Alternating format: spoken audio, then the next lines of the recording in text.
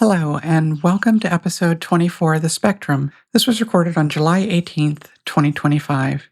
We're going to examine what some people are saying about LGBTQ plus people and how, in my opinion, this is not free speech. But first, what is free speech? Most Americans grow up thinking that free speech is the right to say whatever they want. But as we get older, we realize that isn't true. The classic example is that we don't have the right to yell fire in a theater when there isn't one. Doing that would cause panic and injury and even death. But somewhere between that and the everyday speech we all engage in is a boundary where speech can't be restricted on one side and where speech can be restricted on the other. Before we go too far, I'm not a lawyer, and I'm definitely not going to play one on the internet. I think most of us think, like Supreme Court Justice Potter Stewart said in 1964 about hardcore pornography, that we may not be able to define the boundary, but we know when it's been crossed. I'm not sure that's true. I think it very much depends upon your own perspective. That's why we need clearly defined boundaries, so that we know what speech is protected and what isn't. Now, let's look at a concrete example. This is based on reporting in The Advocate from July 7th, 2025. A link to the article will be in the show notes. An Indiana church held a Pray Away the Gay event, but it became clear that from the perspective of the speakers at this event, it wasn't about prayer. They wanted stronger and more direct action. Stephen Falco gave a sermon at Shore Foundation Baptist Church. He preached that gay people should die by suicide and called gays disgusting. Another speaker, Wade Raleigh, said that queer people should be beaten and stomped in the mud and should kill themselves. Church evangelist Justin Zong defended the statements, accusing LGBTQ plus people of being domestic terrorists and saying that the government should execute gay people. He did say that people shouldn't take the law into their own hands, but leave it to the government. I followed the link to this so-called church's Facebook page, and it was quickly clear that this organization is in the mold of Westboro Baptist Church, made infamous by Fred Phelps. If you don't recall, and honestly I'd like to be able to forget, Phelps was the person who picketed funerals with his followers, holding signs saying things like "God hates fags." It's time we stopped pretending these people are Christians.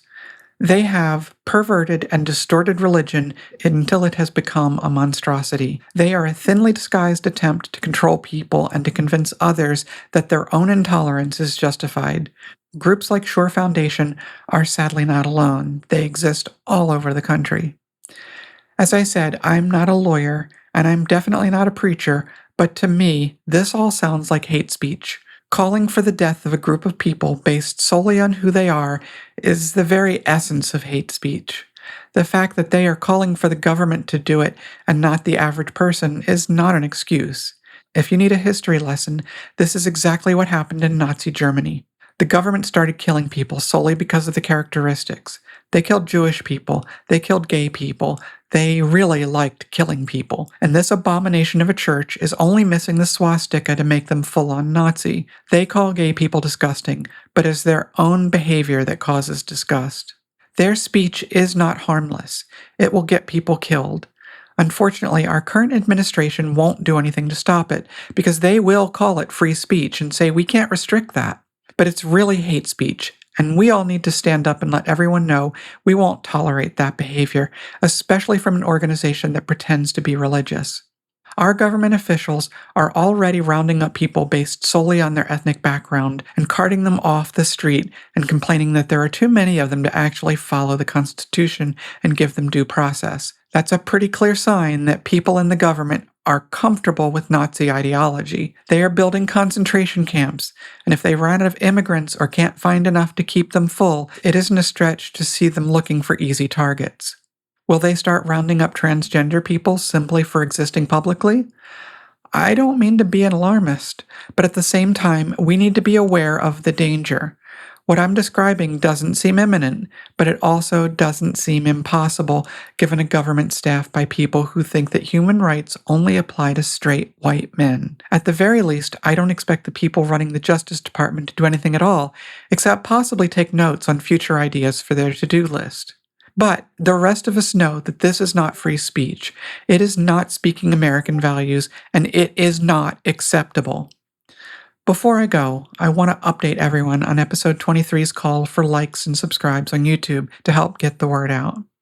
That picked up 6 subscribers, and we also picked up 19 likes, though we also picked up 10 dislikes, so the overall percentage remains about the same. These are all very small numbers in absolute terms, but for a small channel trying to find its footing, I think it's had an effect, as we did get a higher viewership on that episode than any other. It did also seem to encourage the haters. But let's keep up the good work.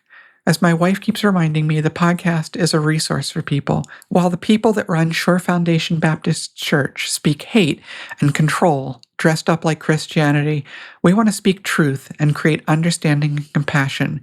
We want to show people that we as a society are stronger for our differences. Help us get that message out by continuing to like the videos, subscribing, and sharing on your social media. We're not here to sell anything. We're not looking for money. We only want to do our small part to help make the world a better place for all of us. If you have a story about LGBTQ plus life, positive or negative, please feel free to reach out to me at spectrumpodcasthost@gmail.com. Until next time, take care.